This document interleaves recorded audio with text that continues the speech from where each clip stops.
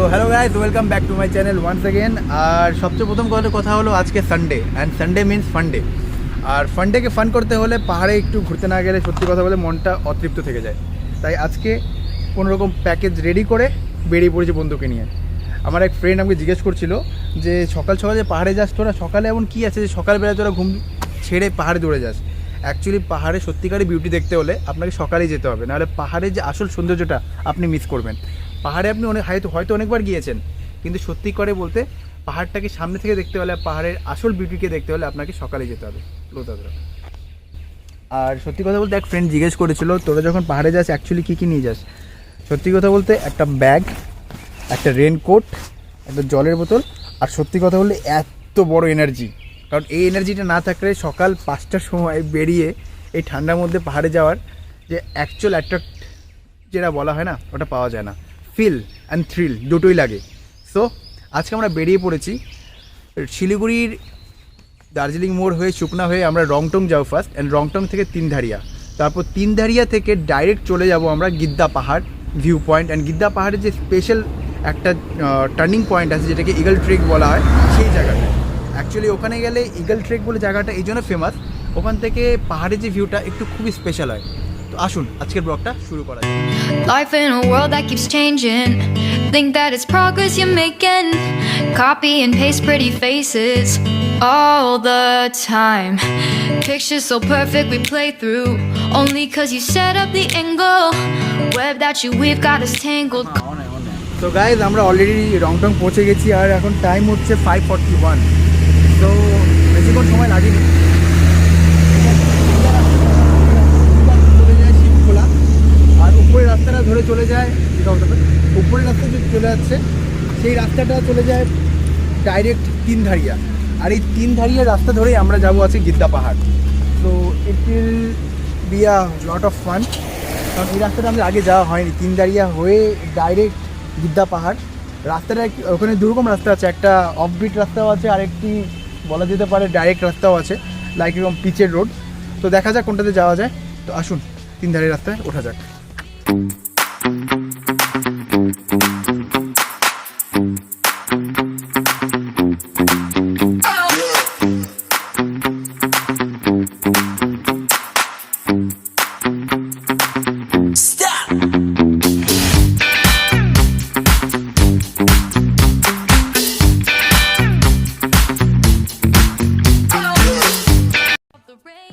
আমরা এখন যে জায়গাটি দাঁড়িয়ে আছি সেটি একসময় তিনধারিয়া পার্ক নামে খুব ফেমাস ছিল। লাভার্স কাপলরা এসে এখানে অনেক তাদের বিউটিফুল টাইমগুলো স্পেন্ড করতো। কিন্তু রিসেন্ট লকডাউনের পরবর্তী সময়ে এই জায়গাটি একদম যেন ধূলিসাৎ হয়ে গেছে। সত্যি কথা বলতে এখানে লোকাল পিপল আর কিছু আউটসাইড পিপলরা এখানে এসে জাস্ট ড্রিঙ্ক করে বাজে নেশা করে এই জায়গাটিকে সত্যি কথা বলতে আগেকার মতন আর রাখতে পারিনি। এখানে অনেক সুন্দর সুন্দর গার্ডেন রয়েছে, রডোডেনড্রন গার্ডেন রয়েছে, এটা আমার ঠিক পিছনেই। এই জায়গাগুলো এখানে মানুষরা কিছুটা পেরেছে সেভ করে রাখার জন্য, কিন্তু সত্যি কথা বলতে এই জায়গাটির অ্যাকচুয়াল যে বিউটি আর ফেমাসনেস ছিল সেটি এখন এটি প্রায় বিলুপ্ত হয়ে গেছে।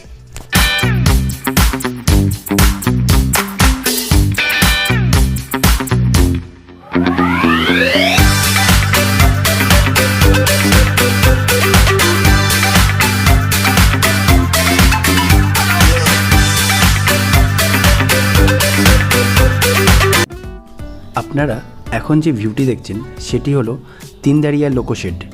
আই থিঙ্ক আপনাদের সবারই মনে আছে 2010 জুন মাসে একটি ভয়ানক ল্যান্ডস্লাইড হয়েছিল তিনধারিয়াতে, যেই জন্য পুরো টয় ট্রেন রুটটি নষ্ট হয়ে গেছিলো।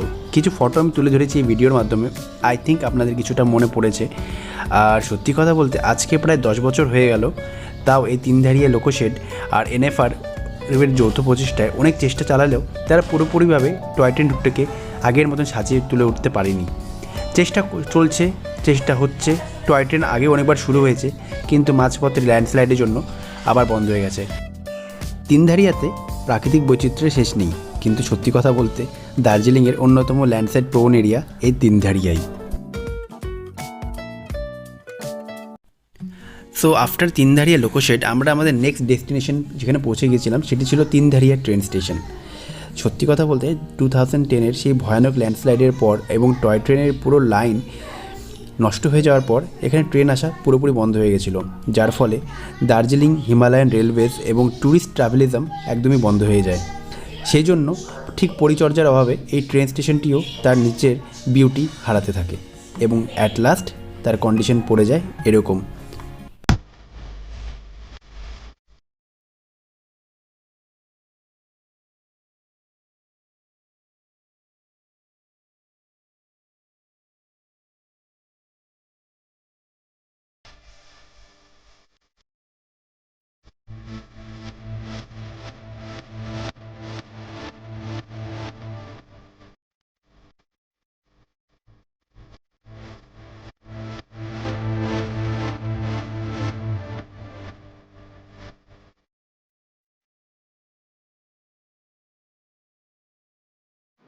সো ফ্রেন্ডস, সময়টা হবে এখন 7টা, আর আমরা প্রায় গিদ্দে পাহাড় থেকে 5 কিলোমিটার নিচে আছি। আমরা এখন যে জায়গাটা আছি সেই জায়গাটি হলো পাগলাঝোড়া ওই ওয়াটারফলস নামে পরিচিত।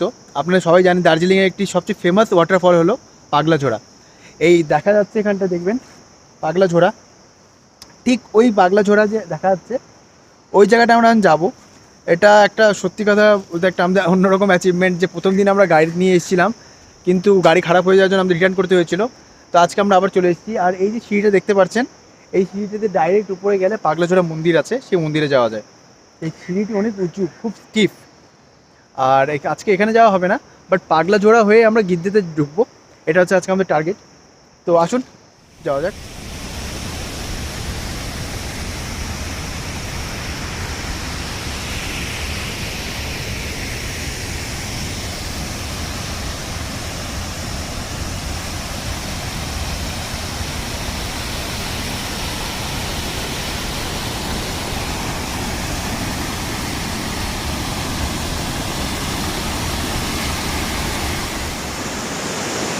তো বন্ধুরা ফাইনালি আমরা চলে এসেছি পাগলাঝোড়াতে। সো এর আগেও হয়তো অনেকবার আমরা পাগলাঝোড়া এসেছি, কিন্তু এটা কার্শিয়াংয়ের ওয়ে দিয়ে। কিন্তু এবার আমরা যে রুটটা নিয়ে এবার পাগলাঝোড়া এসেছি, it was really awesome. Natural beauty এবং টোটালি চারিদিক গ্রিন অ্যান্ড অসাম, এরকম সেরেনিক বিউটি এর আগে আমরা কখনো পাইনি। So it is totally a worthful tour. সত্যি কথা বলতে আমি চেয়েছিলাম এখানেই আমার ভয়েস ওভারটা করতে, কিন্তু পাগলাঝোড়া ফলসের জলের এত আওয়াজ যে সেটি সম্ভব হয়ে ওঠেনি। গাইস এখানে খুবই ঠান্ডা, সকালবেলা আমরা আসছি, এখানে আসার পর ঠান্ডা কিন্তু জাস্ট আনএক্সপেক্টেড। আর সত্যি কথা বলতে গেলে এখানে ওয়েদার এতটা শিমরিং আর এত সুন্দর ভিউ এখানটায় আনএক্সপেক্টেড। আপনারা দার্জিলিং হয়তো অনেকবার এসেছেন, কিন্তু দার্জিলিংয়ে যদি অ্যাকচুয়ালি এক্সপ্লোর করতে হয় সেখানে যে অপরূপ রাইডিংগুলো আছে অবশ্যই ইউজ করতে হবে। দেখতে পাচ্ছেন জায়গাটা, আর জাস্ট ইটস অসাম।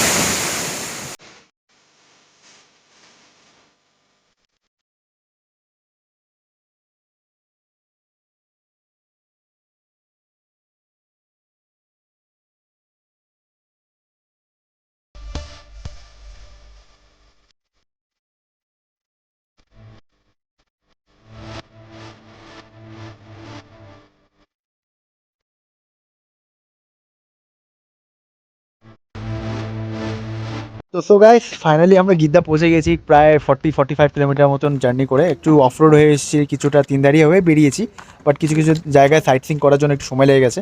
তো it takes at about 2 hours to reach at Gidde. তো আমরা এখন ঠিক গিদ্দে সাইট সিং পজিশনে আছি। তো জায়গাটি পুরো ভিউ আপনাদের দেখাবো, আসুন দেখে নেওয়া যাক গিদ্দে ভিউ পয়েন্ট।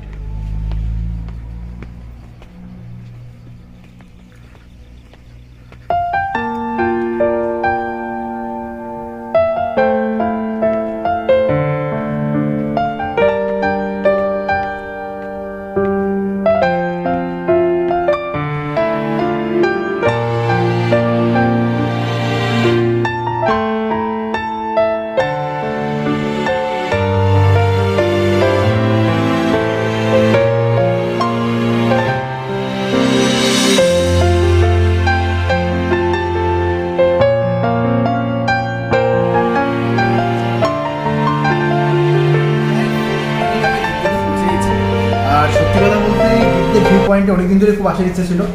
তো প্ল্যান ছিল অ্যাকচুয়ালি তারসিং থেকে গিদ্দে খুবই সামনে পড়ে, প্রায় 500 মিটারের মতো ডিস্টেন্স, কিন্তু ইচ্ছে ছিল রং টং হয়ে তিনদারিয়া অ্যান্ড দেন গিদ্দেতে রিচ করার। তো রুটটা অনেকটাই বড় আর এলংভেটেড।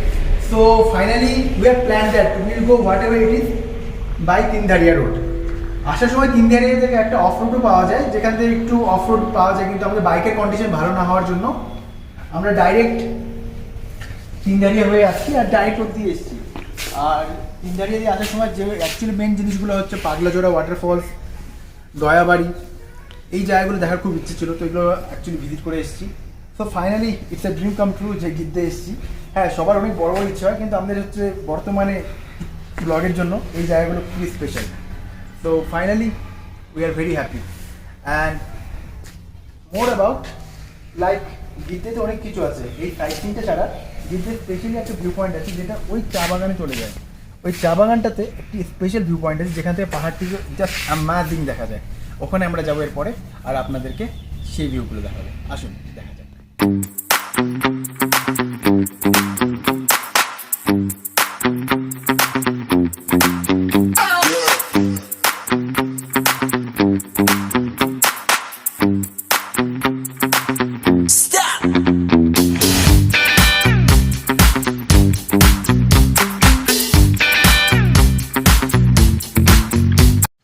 সো ফাইনালি আমরা নিচে নেমে এসেছি।